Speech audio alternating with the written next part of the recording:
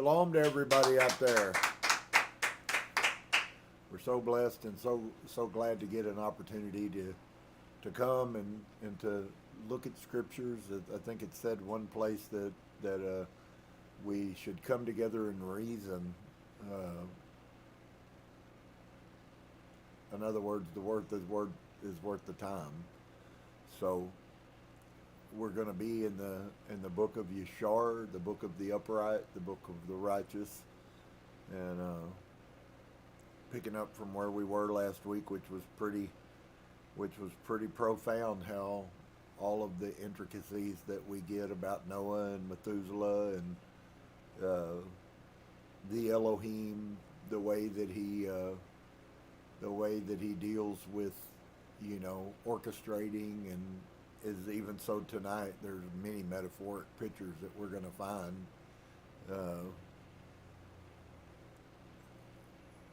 So we're going to get going here in just a minute. But shalom to each and every one of you. Hope you guys are blessed and things are going well for you. And so we'll be in chapter 6 of the book of Yashar after we pray, and Dave's going to blow the horn. So let's pray. Father, bless you today. Thank you so much for your wonderful love and your kindness and your mercy and all the goodness you've shown us. You truly, we are being blessed even if we don't recognize it. And so I thank you today for your goodness. I thank you for the words that we have in front of us. I just bless you. Amen. Dave?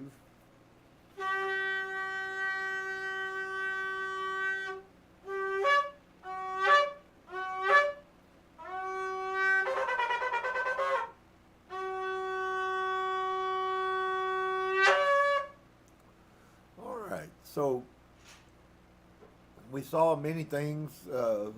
An amazing principle I think that we could ponder and think on a lot would be the whole concept that when bad things come, there's something that goes on in the spiritual realm that Elohim, I guess, would begin to remove all of those that are not necessary for whatever it is that he's about to do. And we see that it tells us that Elohim removed all of the righteous. Before the rains came, he removed the righteous, and yet he deemed Noah to be righteous, but he had Noah there for a purpose. And so I think maybe oftentimes we miss the simplicity of the scriptures, and then we miss putting it into our lives because we didn't get it. And we really need to get it in the time that we live in. And so let's see what goes on here. And at that time, after the death of Methuselah, Yehovah said to Noah, "Go you with your household into the ark, and behold, I will gather to you all the animals of the earth, the beasts of the field, the fowls of the air, and they shall all come and surround the ark." And so I don't know if that offers you a little better picture than maybe what you've been able to get out of Christianity or whatever it is that you've read. But it gives to me, it totally changes the direction and the viewing of everything, because these things that have happened, Elohim says, "I'll take care of it, Noah. I just simply need for you to take care of your part." And maybe there's a message here. If we do nothing else and we don't take care of our part, that puts us in a really bad place. On the one side, though, the only part that we're supposed to do is the part that he has for us. So that means both stop and go. Many times we want to go when we should stop, and I watch people constantly in their rebellion. If you tell them no, they're gonna try to prove yes, and if you tell them yes, they're gonna try to prove no. And it's been something that I've been watching for years, and it's almost instinctual. And not all humans, but in most humans, and maybe if you would probably start watching, you would see how huge and how relevant what I'm saying really is. Because if you have that knowledge, then you can kind of anticipate what's coming next. And so we find here that he had one simple purpose, and that purpose wasn't going to change or be deviated. It was only up to him to choose to accept the responsibility for it. And of course, I think many people have recognized that people don't want the responsibility. They want to do nothing and get something. And unfortunately, hell's going to be full of a lot of people who did nothing and wanted something. And so that just is it's really not a very, very kind picture, but it is, I believe, as close to the truth as we're going to get about how things are going to go. So, so he tells Noah, he says, go you with your household into the ark, and behold, I will gather to you all the animals of the earth. And I think the more that I study and the more that Elohim opens my eyes to be able to see, the more that I see, the less that we have to do. But as I said earlier, it seems a lot of times like the failure is not doing what we're required to do. So it's not the things that you weren't supposed to be part of that are the problem. It's the things that you were supposed to be part of that you chose to not to be. And because you don't know, that's why you make decisions, because if you knew, hopefully you would do right. And if not, then your heart's just corrupt and there's no help for you anyway. So he says, I will gather to you all the animals of the earth, the beasts of the field and the fowls of the air, and they shall all come and surround the ark. He didn't need to blow a horn. He didn't need to blow a shofar. He didn't need to march around the ark 7 times. He didn't need the priest carrying the Ark of the Covenant. He didn't need anything. He just simply needed to be there. And that was his calling at that point. And you shall go and seat yourself by the doors of the ark. And that seems like a simple little thing, but I ponder back oftentimes to Moses, all the things that Moses was 1,000% obedient to Elohim, and he simply does one thing wrong, and it keeps him out of the promised land. And I know metaphorically we don't really like to look at that because we do a whole lot more than one thing wrong, but we still convince ourselves that we're going to be the ones who get to go in the promised land. Hello. So is this a neurotic Elohim? Does he change his mind from day to day and person to person, and he gives you grace in that when he doesn't? I think you might want to rethink that process. He was commanded. He was given a task, and he didn't need to do anything more, and he certainly wasn't okay to do anything less. So if he had gone and stand by that door, he would have broken the commandment that was given to him. Simply standing instead of sitting. And you shall go and seat yourself by the doors of the ark. Don't go stand by the door. Go sit. And all the beasts and the animals and the fowls shall assemble and place themselves before you, and such of them as shall come and crouch before you. So those that come and bow down to you, you're not seeing the metaphoric picture here, and I'm sad, but you're not probably seeing it. This is a metaphoric picture of how he deals with everything that he commands. Unfortunately, for most humans, that includes humans. Just as Noah had to sit and Moses was supposed to speak. See, one little incident. And you shall go and seat yourselves by the door of the ark, and all the beasts and the animals and the fowls shall assemble and place themselves before you, and such of them as shall come and crouch before you shall you take and deliver into the hands of your son, who shall bring them to the ark, and all that will stand before you, you will leave them to die. What's the metaphoric statement that you probably should see? If you don't listen to the whim of Elohim, you're prideful and you're going to be destroyed. Sorrowfully, I hope you can see that, but because it's really clear. So simply standing in this situation is a sin. And for Noah, in this situation, standing, that puts him in what? Do you see the metaphoric parallel that's being drawn for you here? Why did Elohim want Noah to sit? Because he intended that all of those animals that would come and crouch would take the same position as Noah did. If Noah had stood, he would have been in rebellion like any of the animals who were going to come who did what? Who stood.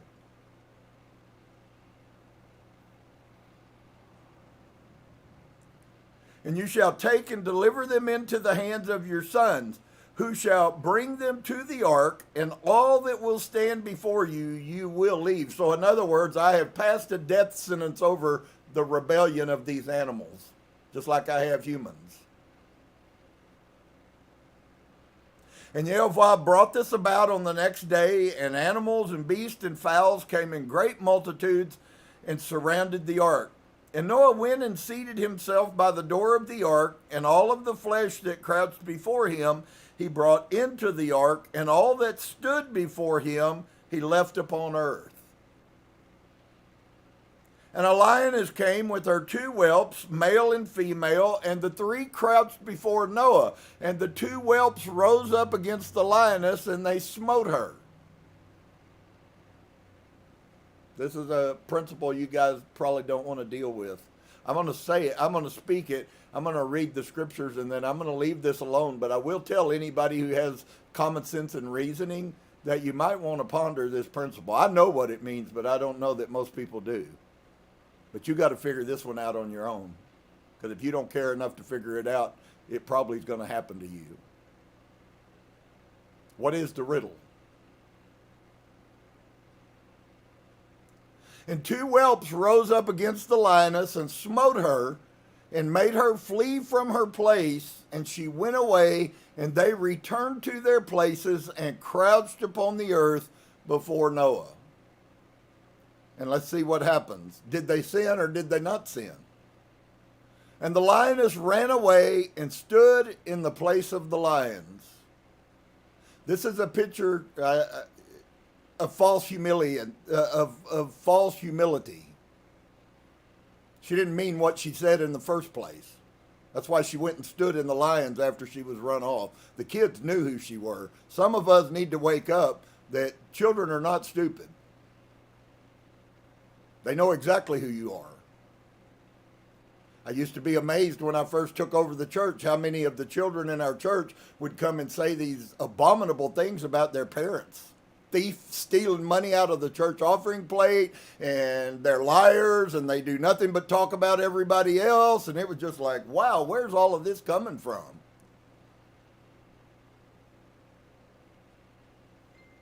And they returned to their places and crouched upon the earth before Noah, and the lioness ran away and stood in the place of the lions. And Noah saw this, and he wondered greatly, so he pondered. And he rose and he took the two whelps and he brought them into the ark. He got it. He figured out what was going on. And Noah brought into the ark from all living creatures that were upon earth, so that there was none left, but which Noah brought into the ark.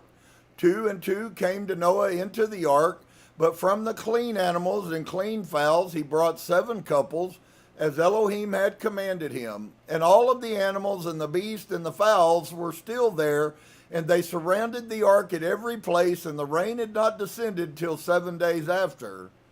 And on that day Yehovah caused the whole earth to shake, so we know there was an earthquake on the day that the flood started, and the ground was fractured, and the ground fracturing is how Elohim opened up. So you might not get that in the other narratives. They don't necessarily tell you that the earth shook, but the connotation is there was a massive earthquake, and that's what broke the wells under the ground and fractured the ground so the waters could come up.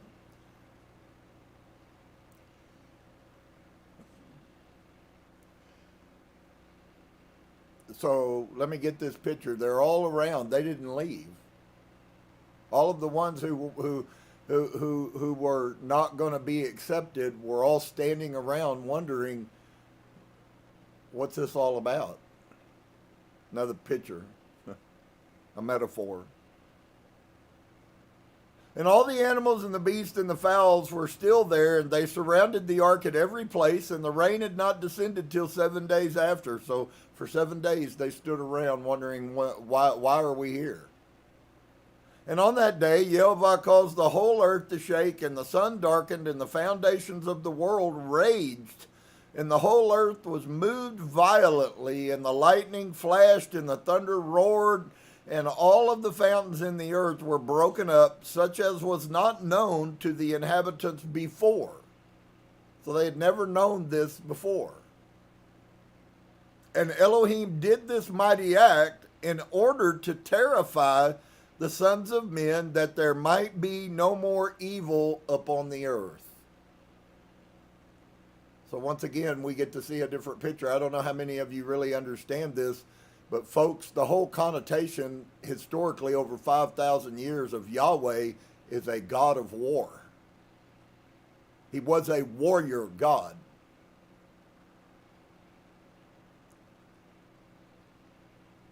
And still the sons of men would not return from their evil ways. No matter what he's done up till this point, there's just nothing he can do that moves people. And they increased the anger of Yehovah at that time. Maybe some of you have experienced that. The harder you try to impress on somebody how bad they're screwing up, the stupider they act and the madder you get. And that's exactly what these people are doing. So they play that metaphoric picture out to the T. That is humanity.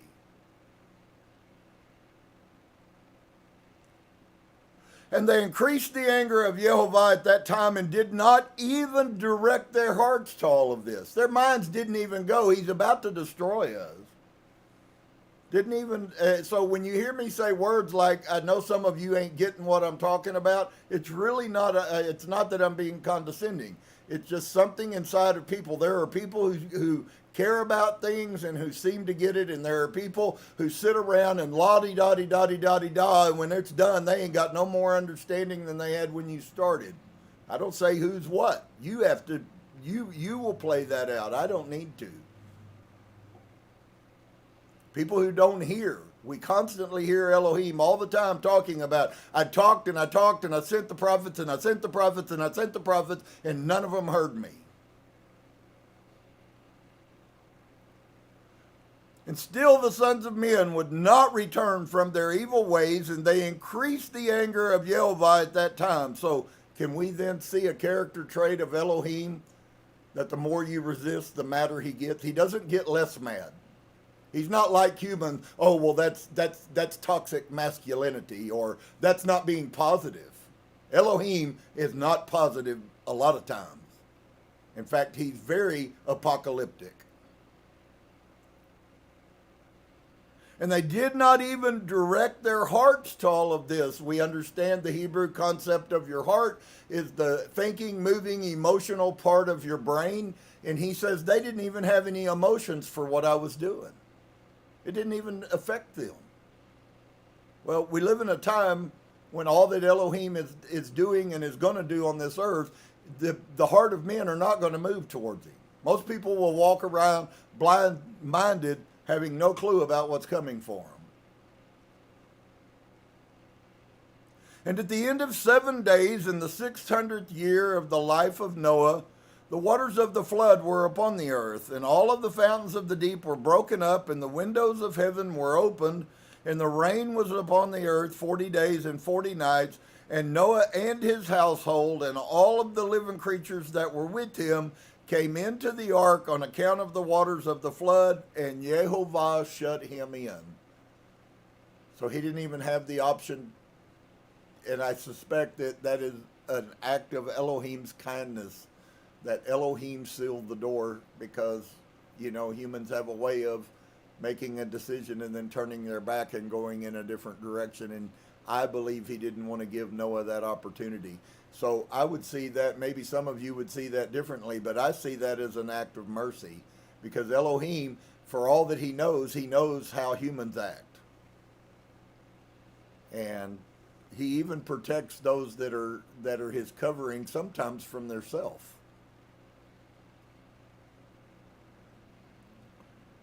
And so Noah and his household, 15, and all the living creatures that were with him came into the ark on account of the waters of the flood, and Yehovah shut him in. And all the sons of men that were left upon the earth became exhausted through evil on account of the rain, for the waters were coming more violently upon the earth, and the animals and the beasts were still surrounding the ark. And the sons of men assembled together, even 700,000 men and women.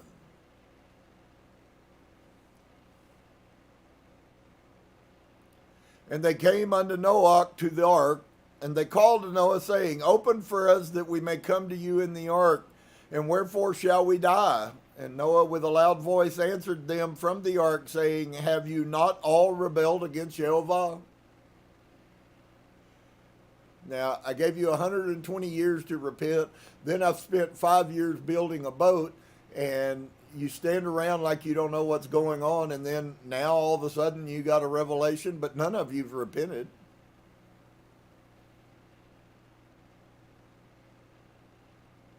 And so you've not all rebelled. Have you not all rebelled against Yehovah and said that he does not exist, and therefore Yehovah brought upon you this evil to destroy and to cut you off from the face of the earth? Is not this the thing that I spoke to you of 120 years back? Talk about a faithful man. He preached the same message for 120 years and no one believed him. Because had any one of the people that lived on the earth believed him, they would have been on that boat.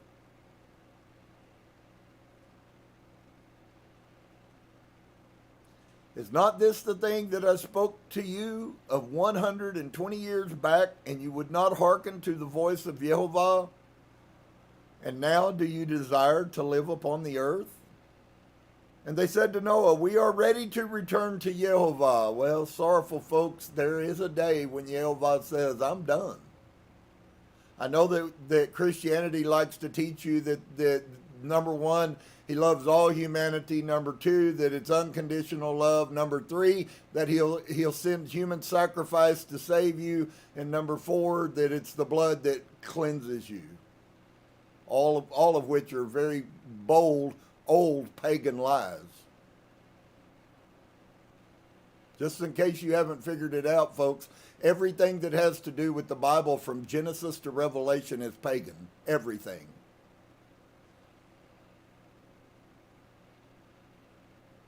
And Noah answered them, saying, Behold, now that you see the trouble of your souls, you wish to return to Yehovah. Why did you not return during those 120 years?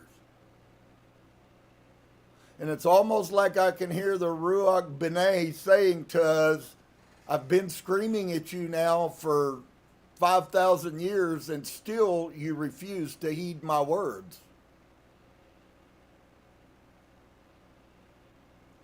But now you come and tell me this on account of the troubles of your soul. Now also Yehovah will not listen to you.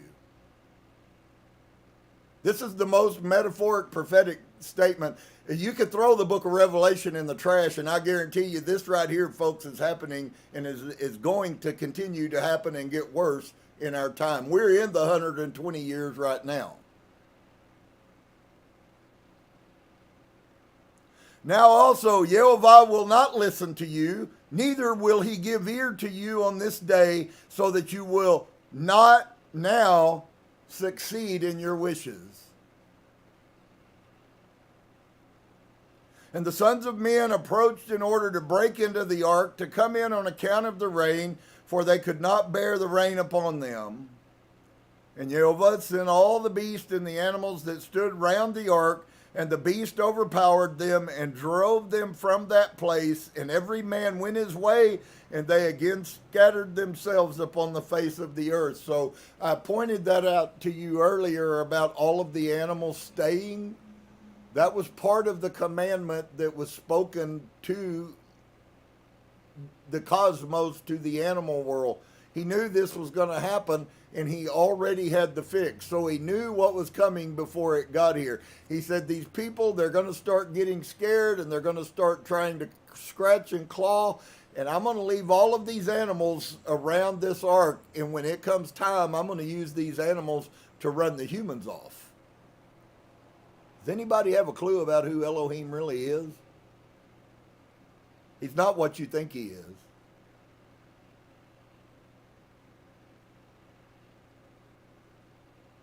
And the sons of men approached in order to break into the ark to come in on account of the rain, for they could not bear the rain upon them. I think all of us could probably understand that. And Yehovah sent all the beasts and animals that stood round the ark, and the beast overpowered them and drove them from their place, and every man went his way, and they again scattered themselves upon the face of the earth. Why? Because they had fulfilled their purpose. I think if there's anything, Rick Warren made himself a millionaire off of a lying book called The Purpose-Driven Church. But what's really amazing is most people don't even have the concept that as a people has nothing to do with the church, because there is no church. That's a concoction by Rome. But the reality of it is, folks, is that everyone has a purpose, and very few people are going to fulfill that purpose. And that's not really good for humanity. And so he used them. They stayed there. In other words, they had a purpose. There was an appointed time for them to be there. There was an appointed time for them to leave. And the appointed time for them to leave was tied to a purpose that Elohim was going to use to protect the special one. I'll use that term, the special one that he had locked aside from everybody else. So all around him was pressure by everyone, and constantly he lived with that. I can't imagine the amount of stress and anxiety that Noah must have lived under for 125 years, knowing that this was coming and believing that it was coming, and being laughed at and scorned and told he was a liar and told he was a false prophet, and on and on and on and on. But once it gets to this point, then I'm quite sure he was sad, because he knew what that meant. 700,000 people in this time that came to the ark died and perished, and he had to be inside listening to them drown to death. And the rain was still descending upon the earth, and it descended 40 days and 40 nights. And the waters prevailed greatly upon the earth, and all flesh that was upon the earth or in the waters died, whether man, animal, beast, creeping things, or birds of the air. And there only remained Noah and those that were with him in the ark. And the waters prevailed, and they greatly increased upon the earth, and they lifted up the ark, and it was raised from the earth. And the ark floated upon the face of the waters, and it was tossed upon the waters, so that all of the living creatures within were turned about like pottage in a cauldron. And great anxiety seized all the living creatures that were in the ark, and the ark was like to be broken. And all the living creatures that were in the ark were terrified, and the lions roared, and the ox lowed, and the wolves howled, and every living creature in the ark spoke and lamented in its own language, so that their voices reached to a great distance. And Noah and his sons cried and wept in their troubles. They were greatly afraid, for they had reached the gates of death. Can't imagine what that must have been like. Here's another metaphoric picture for you to draw out of this. Noah doing right did not escape the anxiety that I told you that existed. Not only was Noah full of anxiety, even the animals were full of anxiety. And even being in Yehovah's protective place, which was the only protective place that existed, it was still a horrifying affair. But the question would then come to the point of, was the horrifying outcome of their horror, was it the same as the horrifying outcome of all of the other people that existed? And of course, we know, because we have read the scriptures, that Noah had to go through a small season, but then he was restored and things were better. And all of the living creatures that were in their ark were terrified. So this didn't come at a cost.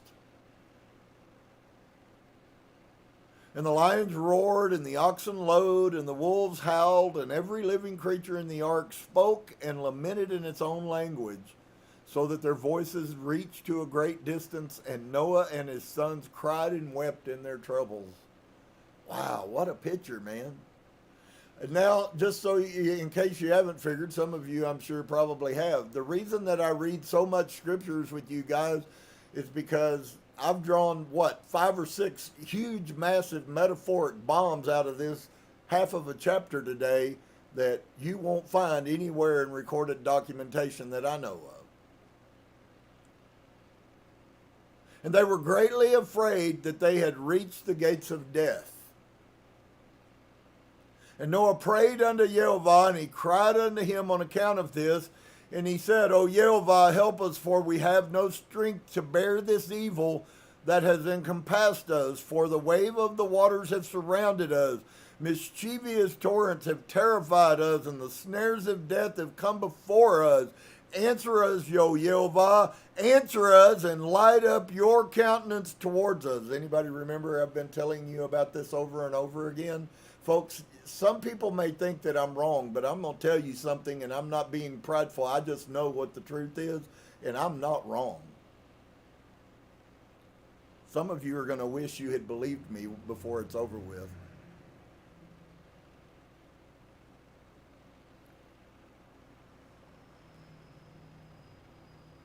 So he's crying out, and what is it that he's crying out? We should learn this principle. It would be really beneficial to us. What was he crying out for? He said, if I put it in English, it would be like saying today, oh God, you've turned your face away from us. Please turn and look at us again. And light up your countenance towards us and be gracious to us and redeem us and deliver us. And Yehovah hearkened to the voice of Noah. I believe you can see a metaphoric picture of what prayer actually is there. I don't think prayer is what we think it is. Prayer is typically not answered unless it comes from a true heart.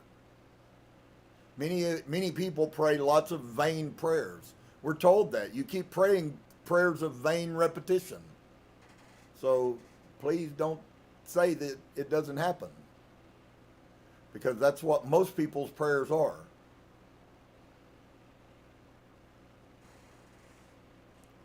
And Yehovah hearkened to the voice of Noah, and Yehovah remembered him. Like he forgot him? No, that's not what that means. That's not remembered him like he forgot him. That's remembered the works that he had done.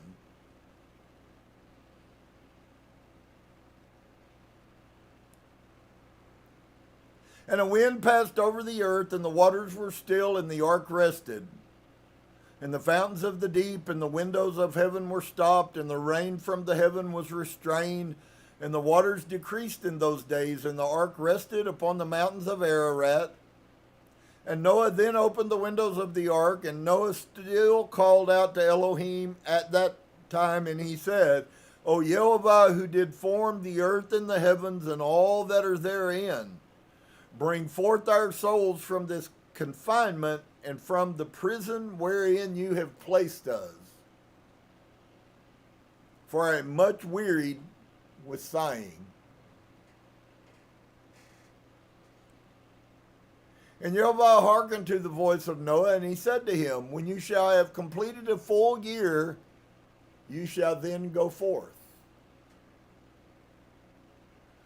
I think one of the things, if you didn't get metaphorically, if you haven't gotten anything else out of Noah, maybe the piece that you should grasp for is his unrelenting faithfulness to Elohim no matter how long. Most people we won't live 80 years, 90 years maybe. And here this guy is who was faithful without falling 120 years preaching the same message. And he comes into this ark, and they go through all of this harrowing affair, and he prays, and it says Elohim hearkened to him, but the message Elohim gave him was, you're going to be in the boat for a year. Well, let's stop and think. They were in it 7 days, and then it rained 40 days and 40 nights. That's a long ways from 365 days. He was in there with those animals a long time.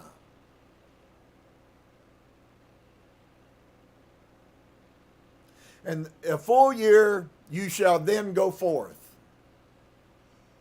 And at the revolution of the year, which would have been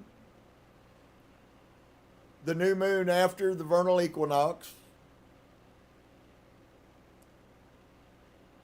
and when the revolution of the year, when a full year was completed to Noah's dwelling in the ark, the waters were dried from off of the earth, and Noah put off the covering of the ark at that time on the 27th day of the second month. Now, I would like for you to just ponder and take a chance here. I could do it and go back and show you how what I just said is absolutely correct. See, Elohim's calendar never stops because the world, the cosmos, never deviates. So the vernal equinox has been the vernal equinox since the beginning of time. Elohim made a long time and he made a short time. And the vernal equinox ends the short time and begins the long time. We immediately notice that the days begin to change and they begin to get longer.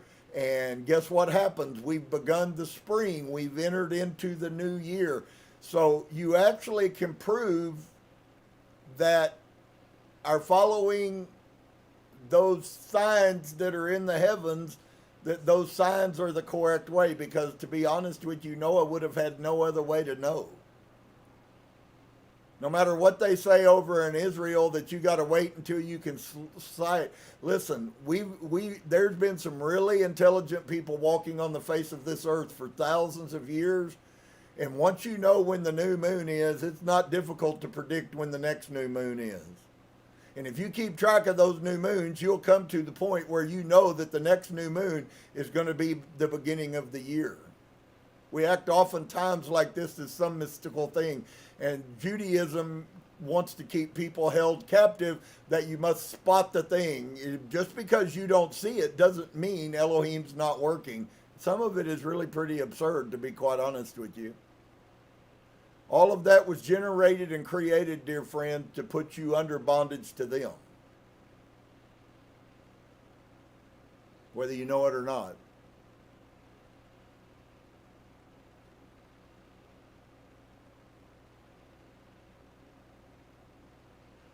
And at the revolution of the year, and so I would ask rhetorical questions like, how did he know? When a full year was complete, how did Noah know? Did he cut a mark in a tree trunk that's hanging, that's part of the ark every day, and when he got to 360 of them, then he had counted the year? I doubt, because if he couldn't see, he probably didn't know day and night. When a full year was completed to Noah's dwelling in the ark, so we then also get a picture that this was preordained. Before he ever started building an ark, Elohim said Noah's going to spend a year in that ark. Maybe we could then open our eyes and our minds and use common sense and figure out that just like the animals coming and crouching and him killing all the ones that would not crouch, that would not bow themselves, that would not humble themselves, it was foreordained. Noah was going to stay in that boat for a year whether he died or lived. Maybe we should really get a different perspective of Elohim. I know that's true.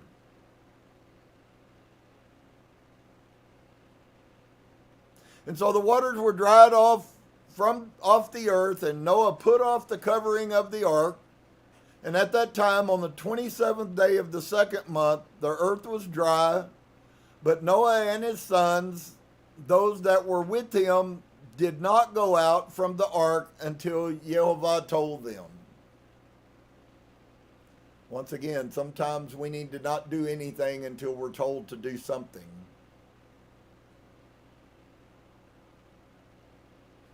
And the day came that Yehovah told them to go out, and they all went out from the ark.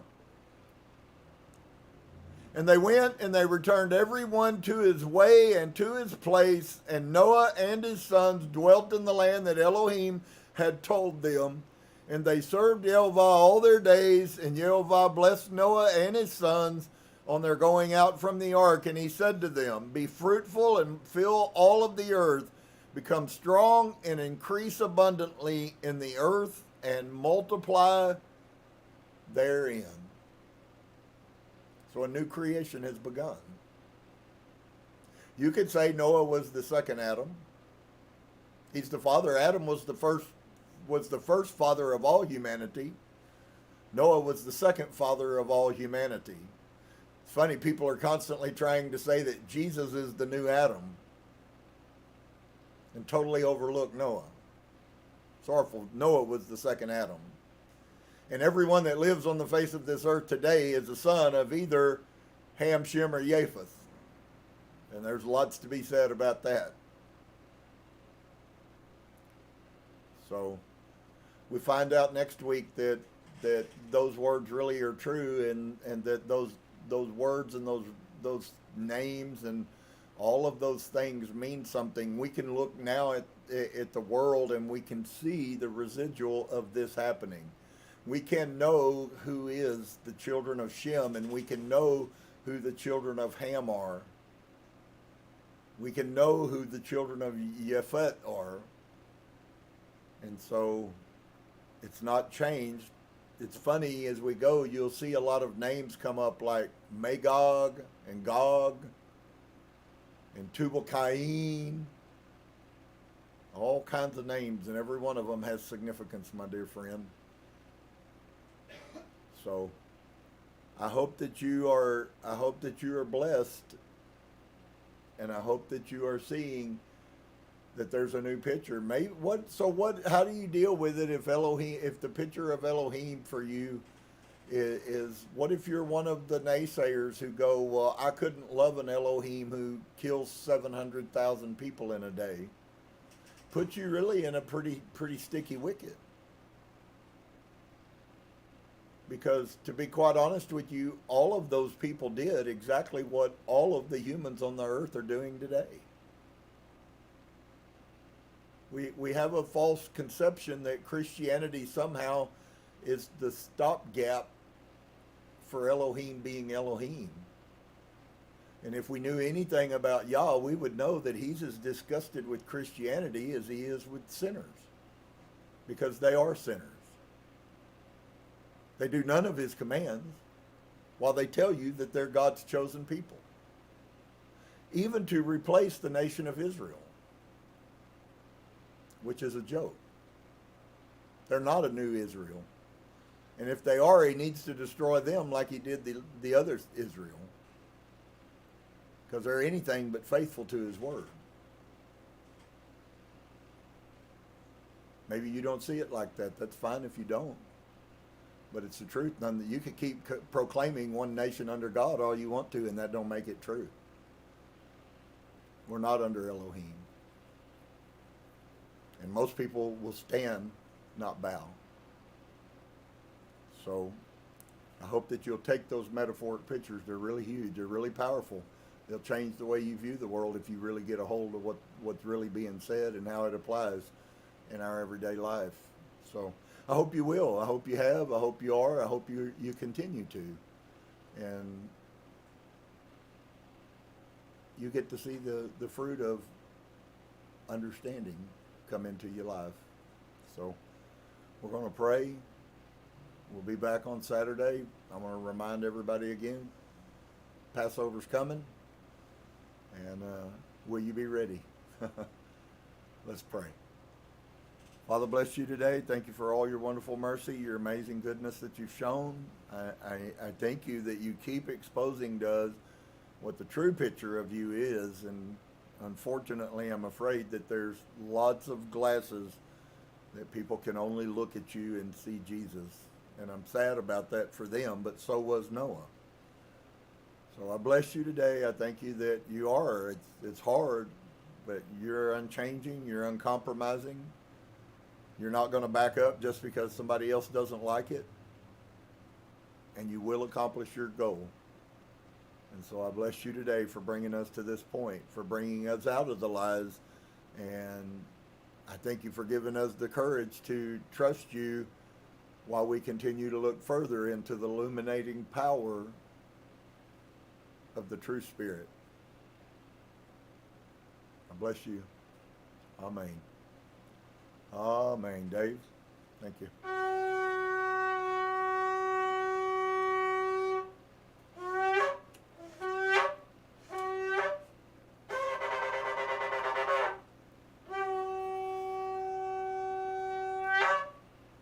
All right. Well, may you have a blessed week. Thank you to all of those guys who've been faithful. Some of you sent me reports about having your lamb already set up and picking it up and all of that stuff. And I hope you will. I hope you'll remember what the significance of it is the one who protects us and brings us out.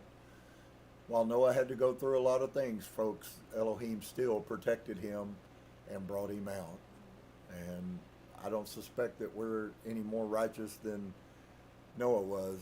And so if Elohim made him go through some things and then bring him out, I suspect we also have to go through lots of things before we're brought out. So, shalom. I hope you continue on your journey if you've begun it. And if you haven't, I would encourage you to begin your journey of finding truth. Shalom.